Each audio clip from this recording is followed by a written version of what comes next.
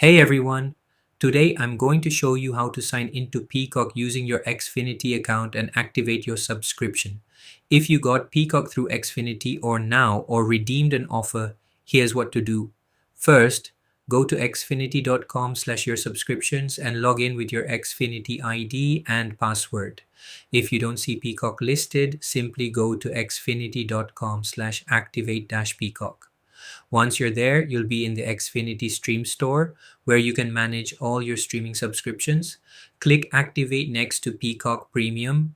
Now, enter the email you want to use for your Peacock account and click Continue. If you already have a Peacock account, just enter your existing Peacock email and password, then click Sign In and Activate. Next, create a password and fill in any other details, then hit Activate, and that's it.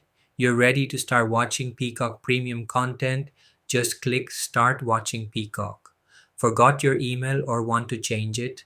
Click Help and More Info and choose Unlink Peacock account. Confirm which account you want to use, select No. Please use another account, enter your preferred email, and click Continue. Then sign in and activate again. Now you're all set to enjoy your favorite shows and movies on Peacock through your Xfinity subscription.